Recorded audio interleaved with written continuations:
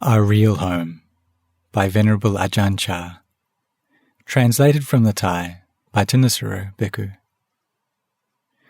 This is a talk that Ajahn Chah recorded at the request of one of his students, whose mother was on her deathbed.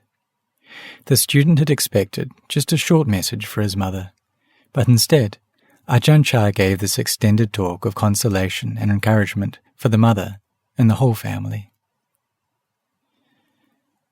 Namo tassa bhagavato arahato samma sambuddhassa. Homage to the Blessed One, the Worthy One, the rightly self-awakened One. Silena sugating yanti. Through virtue they go to a good destination. Silena bhoga sampada. Through virtue there's consummation of wealth. Silena nibbutting yanti. Through virtue they go to nirvana. Tasma silang visodhye. So virtue should be purified. Now, Grandma, set your heart on listening to the Dhamma, which is the teaching of the Buddha. While I'm teaching you the Dhamma, be as attentive as if the Buddha himself was sitting right in front of you. Close your eyes and set your heart on making your mind one. Bring the Buddha, Dhamma and Sangha into your heart as a way of showing the Buddha respect. Today I haven't brought you a gift of any substance aside from the Dhamma of the Buddha. This is my last gift to you, so please accept it. You should understand that even the Buddha, with all his virtues and perfections, couldn't avoid the weakening that comes with aging. When he reached the age you are, he let go. He let go of the fabrications of life. Letting go means that he put these things down. Don't carry them around. Don't weigh yourself down. Accept the truth about the fabrications of the body, whatever they may be. You've relied on them since you were born, but now it's enough. Now that they're old, they're like the utensils in your home, the cups, the saucers, the plates that you've held onto all these years. When you first got them, they were bright and clean, but now they're wearing out. Some of them are broken, some of them are lost, while the ones remaining have all changed. They haven't stayed the same. That's just the way things are. The same holds true with the parts of your body. From the time of birth and on through your childhood and youth, they kept changing. Now they're called old. So accept the fact. The Buddha taught that fabrications aren't us. They aren't ours, whether they're inside the body or out. They keep changing in this way. Contemplate this until it's clear. This body of yours lying here and decaying is the truth of the Dhamma. This truth is a teaching of the Buddha that's certain and sure.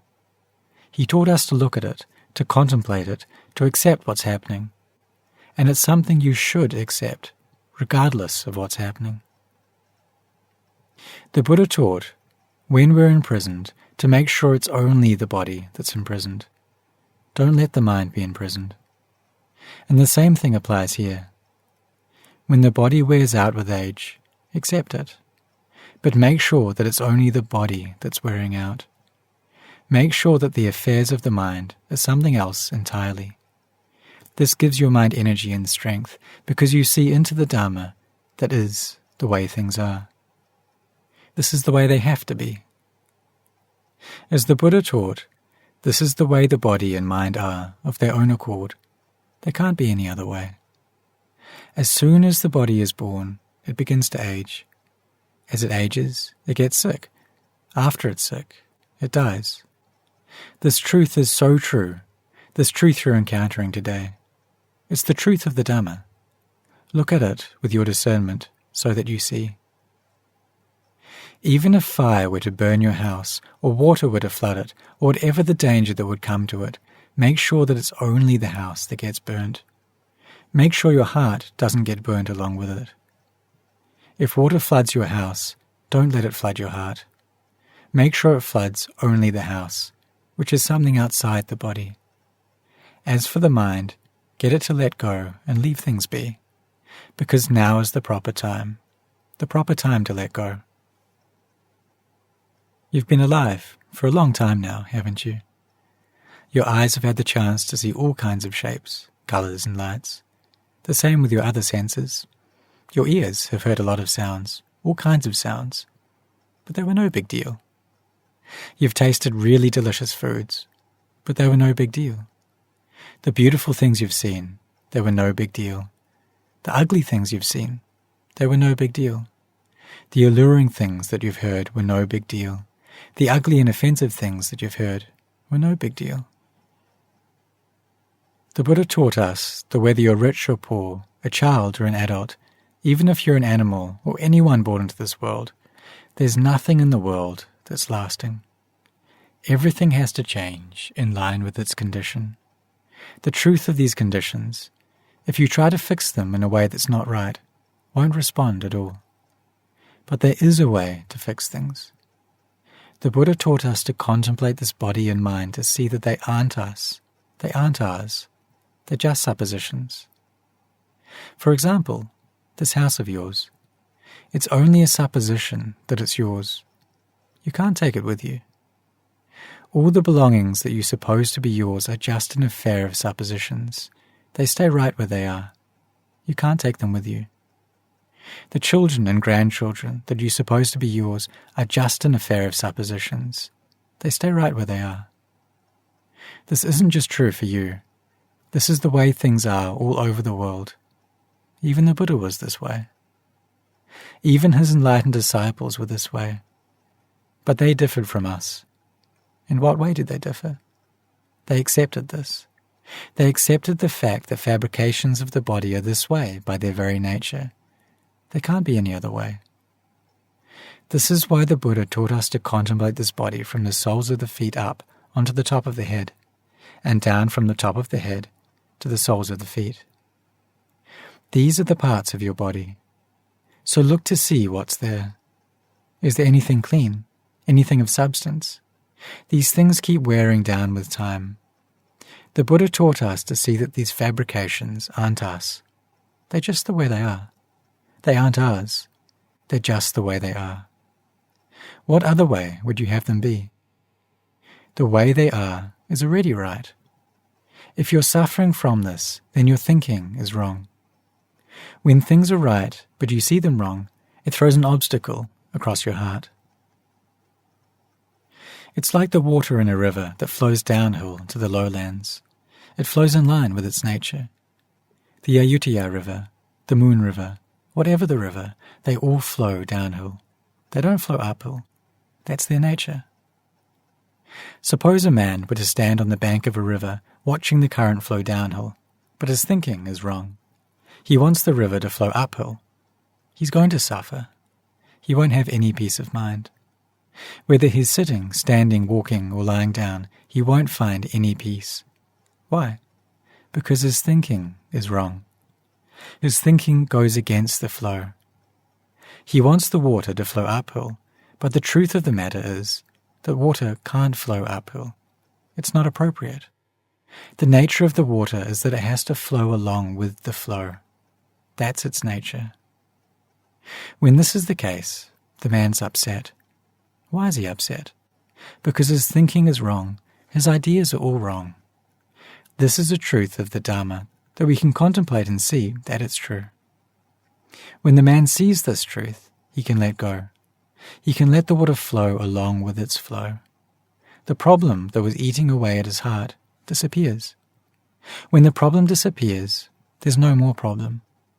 When there's no more problem, there's no suffering. It's the same here. The water flowing downhill is like the life of your body. After it's young, it's old. When it's old, it flows along in its way. Don't think that you don't want it to be that way. Don't think like that. We don't have the power to fix it.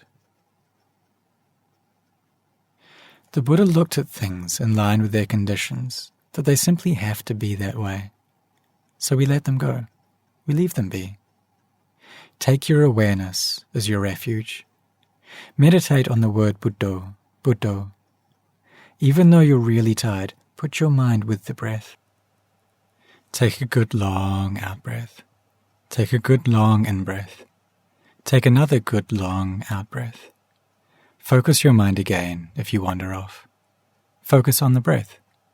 Buddho, Buddho. The more tired you feel, the more refined you have to keep focusing on in every time. Why? So that you can contend with the pain. When you feel tired, stop all your thoughts. Don't think of anything at all. Focus the mind in at the mind, and then keep the mind with the breath. Buddho, Buddho. Let go of everything outside. Don't get fastened on your children. Don't get fastened on your grandchildren. Don't get fastened on anything at all. Let go. Let the mind be one. Gather the mind in to one. Watch the breath. Focus on the breath. Gather the mind at the breath. Just be aware at the breath. You don't have to be aware of anything else. Keep making your awareness more and more refined until it feels very small, but extremely awake. The pains that have arisen will gradually grow calm. Ultimately, we watch the breath in the same way that when relatives have come to visit us, we see them off to the boat dock or the bus station. Once the motor starts, the boat goes whizzing off. We watch them until they're gone, and then we return to our home. We watch the breath in the same way. We get acquainted with coarse breathing. We get acquainted with refined breathing. As the breathing gets more and more refined, we watch it off. It gets smaller and smaller, but we make our mind more and more awake. We keep watching the breath get more and more refined until there's no more breath. There's just awareness, wide awake. This is called meeting with the Buddha. We stay aware, awake. This is what Buddha means. What's aware, awake, serene. When that's the case, we're living with the Buddha. We've met with awareness. We've met with brightness. We don't send the mind anywhere else. It gathers in here. We've reached our Buddha. Even though he's already passed away, that was just his body. The real Buddha is awareness that's serene and bright. When you meet with this, that's all you have to know. Let everything gather right here. Let go of everything, leaving just this singular awareness. But don't get deluded, okay? Don't lose track. If a vision or a voice arises in the mind, let it go. Leave it be. You don't need to take hold of anything at all. Just take hold of the awareness. Don't worry about the future. Don't worry about the past. Stay right here. Ultimately, you get so that you can't say you're going forward. You can't say you're going back. You can't say that you're staying in place. There's nothing to be attached to. Why? Because there's no self there, no you, no yours. It's all gone. This is the Buddha teaching. He tells us to be all gone in this way. He doesn't have us grab hold of anything. He has us be aware like this, aware and letting go. This is your duty right now, yours alone. Try to enter into the Dhamma in this way. This is the path for gaining release from the round of wandering on. Try to let go, to understand, to set your heart on investigating this. Don't be worried about this person or that. Your children, your grandchildren, your relatives, everybody. Don't be worried about them. Right now, they're fine. In the future, they'll be just like this, like you are right now. Nobody stays on in this world. That's the way it has to be. This is a condition, a truth that the Buddha taught. All the things that don't have any truth to them, he had us leave them be. When you leave them be, you can see the truth. If you don't leave them be, you won't see the truth. That's the way things are. Everybody in the world has to be this way, so don't be worried. Don't fasten onto things. If the mind is going to think, let it think. But think using discernment. Think with discernment. Don't think with foolishness. If you think about your grandchildren, think about them with discernment, not with foolishness. Whatever there is, you can think about it. You can be aware of it, but think with discernment. Be aware with discernment. If you're really aware with discernment, you have to let go. You have to leave things be. If you think with discernment and are aware with discernment, there's no suffering, no stress. There's just happiness, peace, and respite, all in one. The mind gathers like this. All you need to hold on to in the present is the breath. This is your duty right now. It's not the duty of anyone else. Leave their duties to them. Your duty is your duty. And your duty right now is to keep your awareness at your mind, making sure it doesn't get stirred up. Your duty is to know how your mind is doing. Is it worried about anything? Is it concerned about anything? Examine the mind while you're lying here sick. Don't take on the duties of your children. Don't take on the duties of your grandchildren. Don't take on the duties of anyone else. Don't take on any outside duties at all. They're none of your business. Now's the time for you to let go, to leave things be. When you let go in this way, the mind will be at peace. This is your duty right now, right here in the present moment. When you're sick like this, gather the mind into oneness. This is your duty.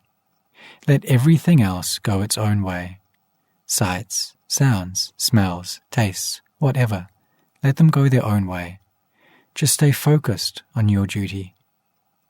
If any preoccupation comes in to bother the mind, just say in your heart, "Leave me alone. Don't bother me. You're no affair of mine." If any critical thoughts come up, fear for your life, fear that you'll die, thinking of this person, thinking of that person, just say in your heart, "Don't bother me. You're no affair of mine." This is because you see all the dhammas that arise. What are dhammas? Everything is a dhamma. There's nothing now that isn't a dhamma. What's the world? The world is any preoccupation that gets you stirred up, that disturbs you right now.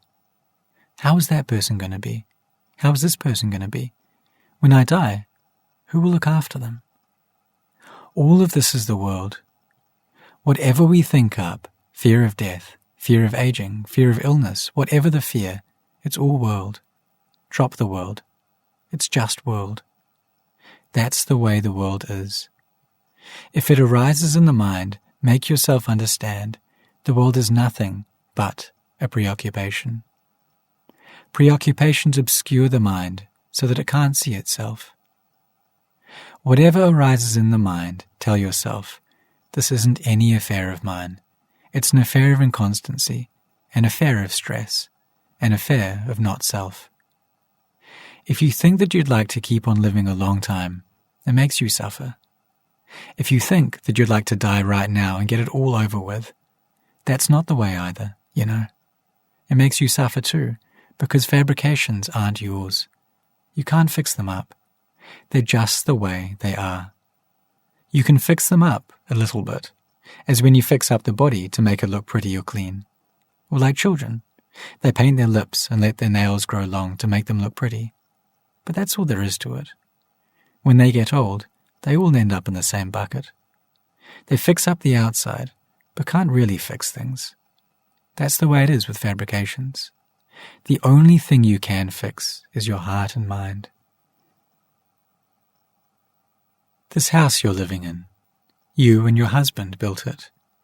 Other people can build houses too, making them large and lovely.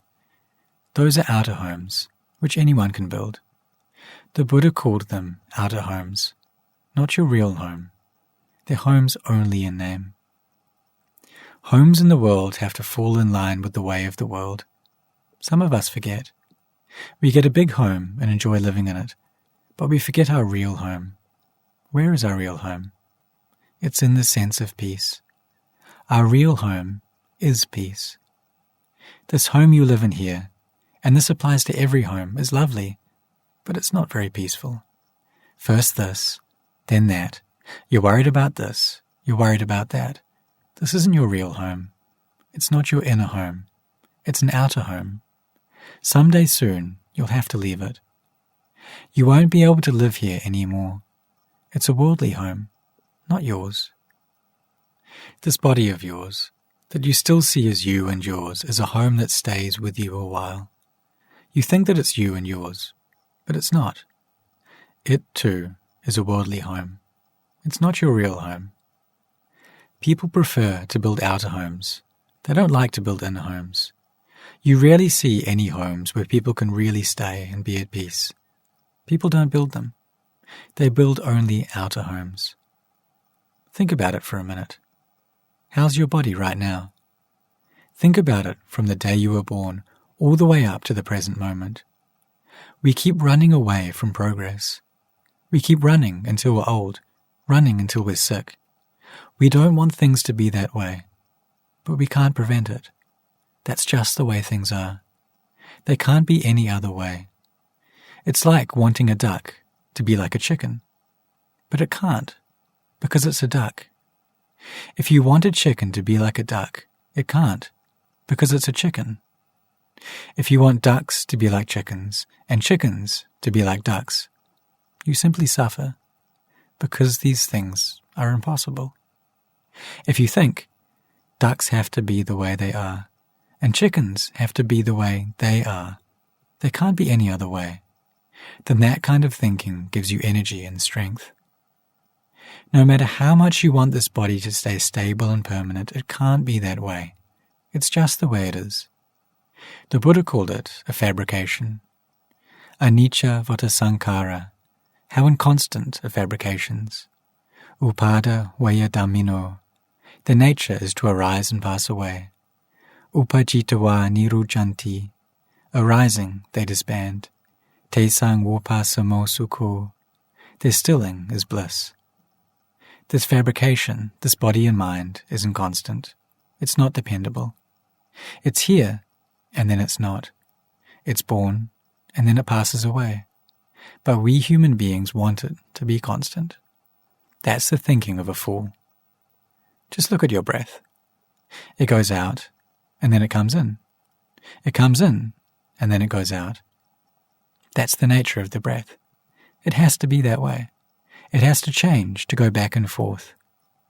The affairs of fabrication depend on change. You can't have them not change. Just look at your breath. Can you keep it from coming in? Does it feel comfortable? If you draw in a breath and then don't let it go out, is that any good? Even if you want it to be constant, it can't be constant. It's impossible. It goes out and then it comes in. It comes in and then it goes out. It's such a normal thing. We're born and then we age. We age and then we get sick and die. It's so normal, but we don't like it.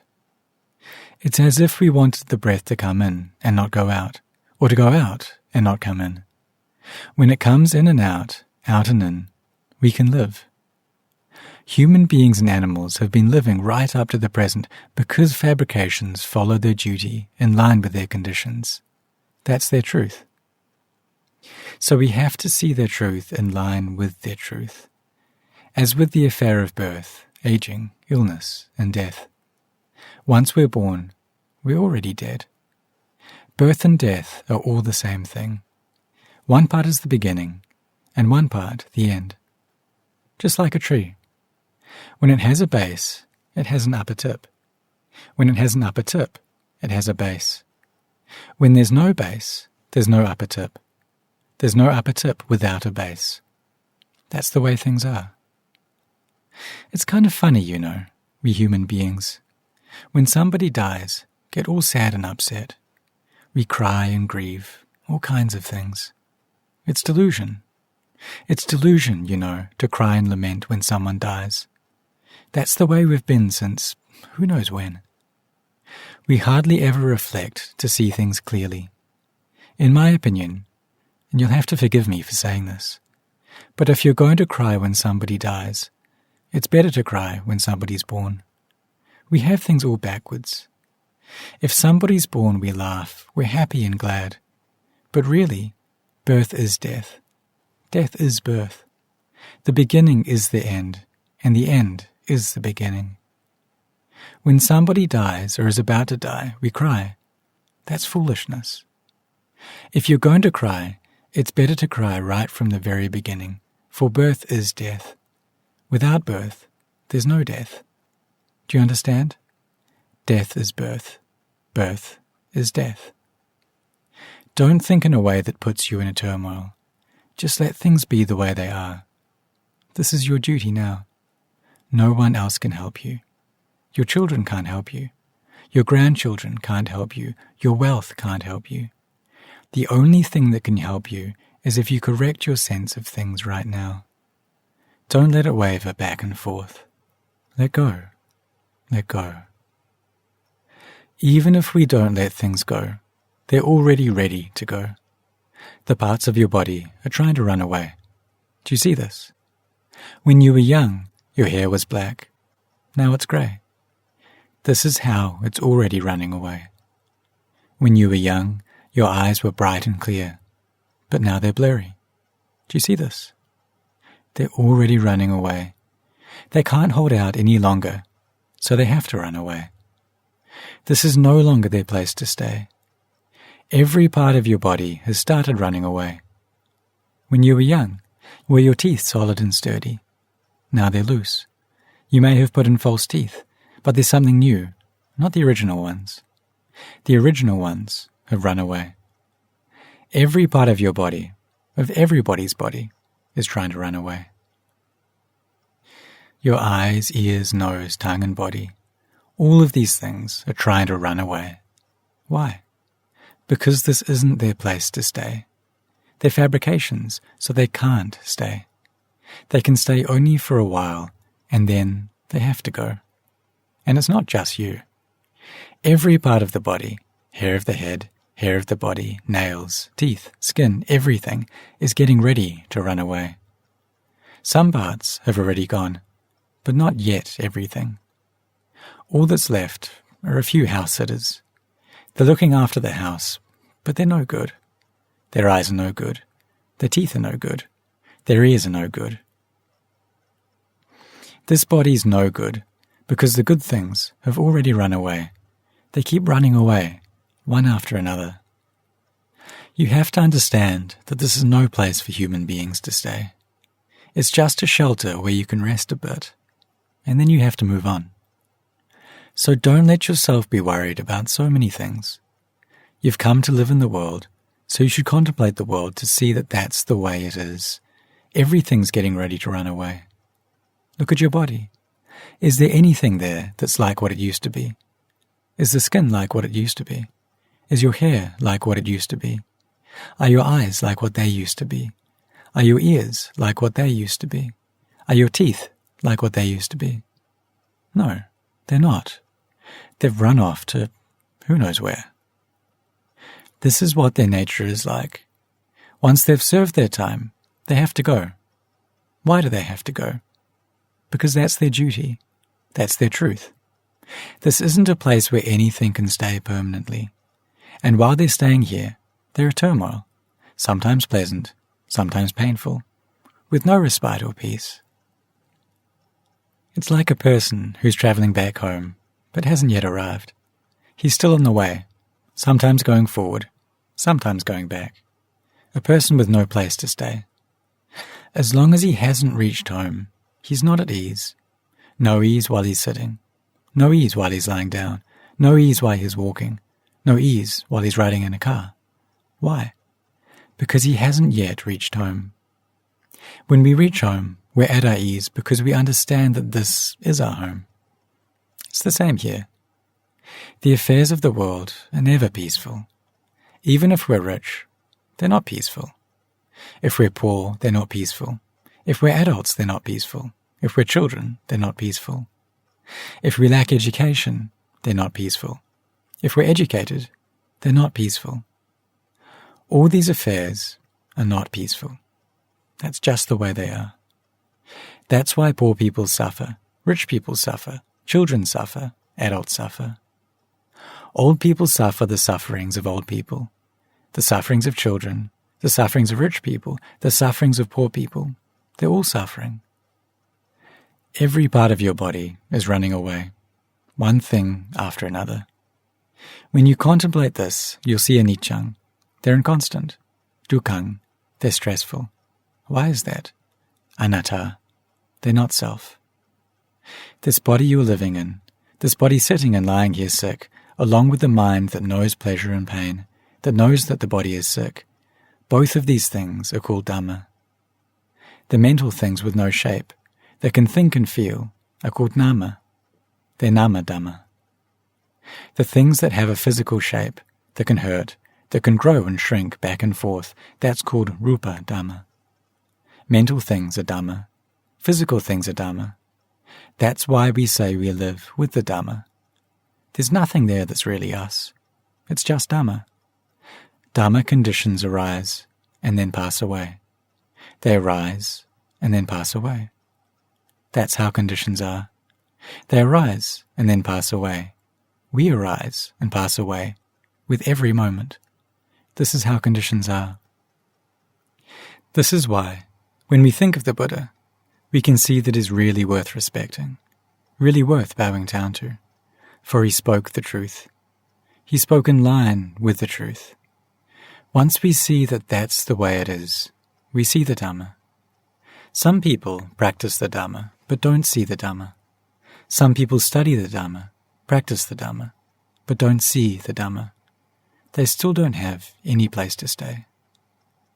So you have to understand that everybody, all the way down to ants and termites and all the other little animals, is trying to run away. There's no one who can stay here. Living things stay for a while, and then they all go. Rich people, poor people, children, old people, even animals, they all keep changing. So when you sense that the world is like this, you see that it's disenchanting. There's nothing that's really you or yours. You're disenchanted, nibbida. Disenchantment isn't disgust, you know. It's just the heart sobering up. The heart has seen the truth of the way things are. There's no way you can fix them. They're just the way they are. You let them go. You let go without gladness. You let go without sadness. You just let things go as fabrications, seeing with your own discernment that that's the way fabrications are. This is called anicca vata sankhara. Fabrications are inconstant. They change back and forth. That's inconstancy.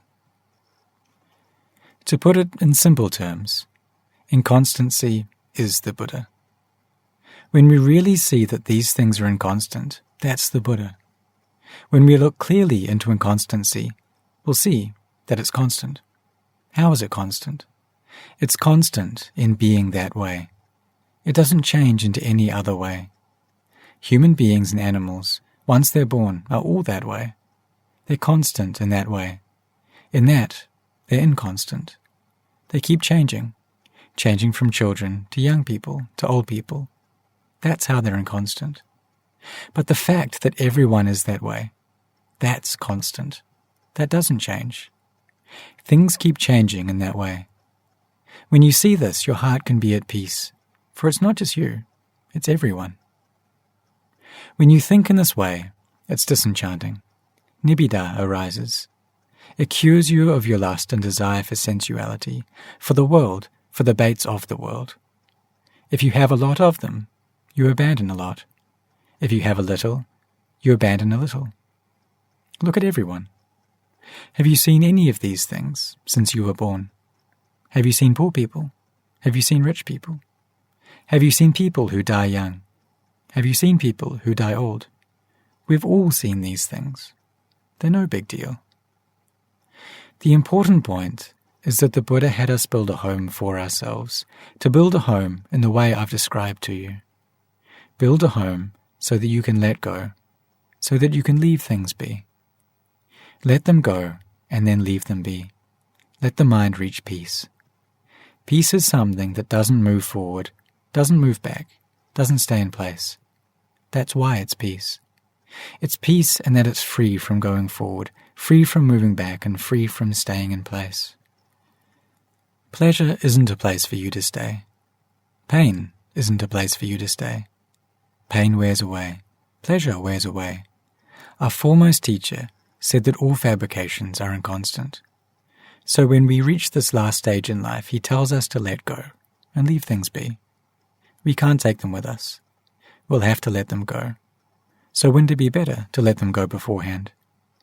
If we carry them around, they weigh us down. When we sense that they weigh us down, we won't carry them around. Wouldn't it be better to let them go beforehand? So why carry them around? Why be attached to them? Let your children and grandchildren look after you, while you can rest at your ease.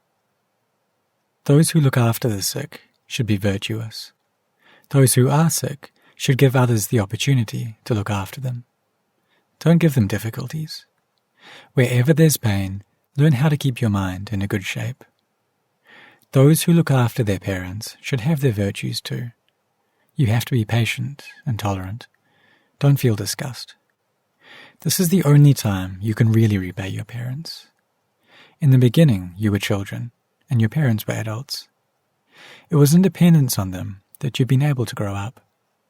The fact that you're all sitting here is because your parents looked after you in every way. You owe them a huge debt of gratitude. So now you should understand that your mother is a child. Before, you were her children, but now she's your child. Why is that? As people get older, they turn into children. They can't remember things. Their eyes can't see things. Their ears can't hear things. They make mistakes when they speak, just like children. So you should understand and let go. Don't take offense at what the sick person says and does. Let her have her way. In the same way you'd let a child have its way when it won't listen to its parents. Don't make it cry. Don't make it frustrated. It's the same with your mother. When people are old, their perceptions get all skewed. They want to call one child, but then they say another child's name. They ask for a bowl when they want a plate. They ask for a glass when they want something else.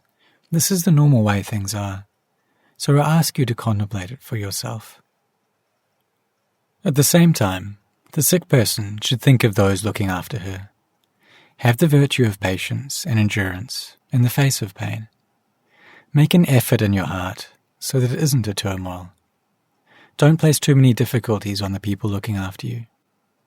As for those looking after the sick person, have the virtue of not feeling disgust over mucus and saliva, urine and excrement.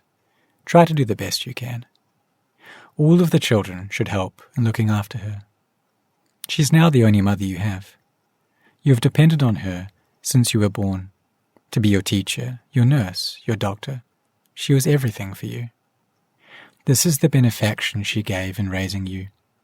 She gave you knowledge, she provided for your needs and gave you your wealth, everything you have. The fact that you have children and grandchildren, nice homes, nice occupations, the fact that you can send your children to get an education, the fact that you even have yourself.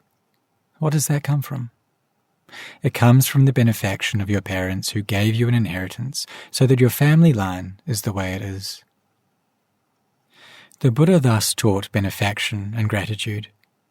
These two qualities complement each other. Benefaction is doing good for others. When we've received that goodness, received that help, whoever has raised us, whoever has made it possible for us to live, whether it's a man or a woman, a relative or not, that person is our benefactor. Gratitude is our response. When we've received help and support from benefactors, we appreciate that benefaction. That's gratitude. Whatever they need, whatever difficulty they're in, we should be willing to make sacrifices for them, to take on the duty of helping them.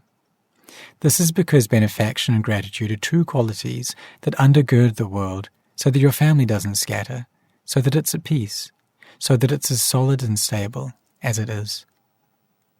Today I've brought you some Dhamma as a gift in your time of illness. I don't have any other gift to give. There's no need to bring you any material gift, for you have plenty of material things in your house, and over time, they just cause you difficulties. So I've brought you some Dhamma, something of substance that will never run out. Now that you've heard this Dhamma, you can pass it on to any number of other people, and it'll never run out. It'll never stop. It's the truth of the Dhamma, a truth that always stays the way it is. I'm happy that I've been able to give you this gift of Dhamma, so that you'll have the strength of heart to contend with all the things you face.